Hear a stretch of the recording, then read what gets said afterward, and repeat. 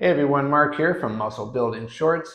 Have you reached a point in your exercise routine where you know you're going to have to add additional weight to your body weight exercises if you want to continue to progress? Well, today you may have found the perfect video for you. In today's video, we're going to take a look at two very popular methods for adding additional weight to exercises such as dips and pull-ups. So we're going to take a look at the traditional dip belt, or sometimes also known as a chin-up belt. This is probably the most common method that you'll probably see people using, but we're also going to take a look at the weighted vest. So in this comparison video, we're going to look at 4 different exercises and adding 25 pounds to my body weight. We're going to take a look at some of the pros and cons between using a dip or chin-up belt versus using a weighted vest. So the first thing you're going to notice between the two devices is the dipping belt is a lot faster to put on and slip off in between doing exercises, which is very convenient. The weighted vest that I'm using in this video is the Kensui EZ Pro vest. And as you can see, there's a lot more to it to put it on and to take it off. I even have to make sure that my glasses are off when I'm trying to put it on, or else I could damage them. And because there's a lot more to it, I'll leave that vest on the whole time I'm doing the exercise. So if I'm doing pull-ups, I won't take it off in between sets.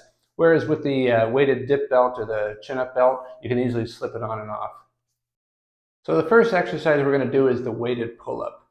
Now I noticed that between wearing a dip belt or a chin-up belt and wearing the vest, there's not a whole lot of difference in how the exercise feels, except for when you're wearing the belt, the weighted belt, you do get a sense that there is force coming from down below that you need to have to kind of fight against a little bit.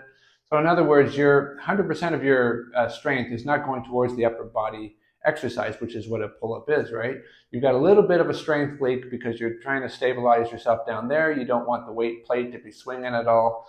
So that's the only difference. Now, when you're wearing the vest, because you've got weight evenly distributed in the front and the back, it becomes just an added weight to your body. You don't really get a sense that there's so much weight hanging off you. It's just that you overall feel heavier. Weighted dips is another exercise that feels quite similar no matter whether or not you're using a dipping belt or a weighted vest. However, the key difference I find when wearing the dip belt is that you do get a sense, because the weight plate is in front, that it is always pulling you over, which means you're pretty much always going to be performing chest dips. It's very hard to keep yourself upright and do a dip when you're wearing a dipping belt. Like I said, it keeps pulling you forward. With the vest, of course, evenly distributed weight, you can have a certain amount of weight in the front, certain amount of weight in the back. So when it comes to the inverted row, it's a definitely easy no-brainer to do it with the vest, especially the Kensui vest, which you can load weight on one side only if you want to. So in this particular case, I just loaded a 25-pound plate on my chest there, so I don't have to worry about anything on the vest in the back interfering when I go down to the ground there. Perfectly easy, well executed.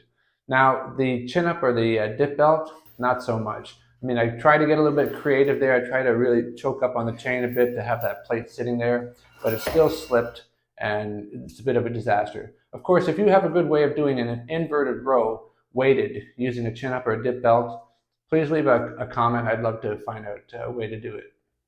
So when I do weighted push-ups, I like to use low-to-the-ground parallettes, such as these, versus just having my hands on the ground.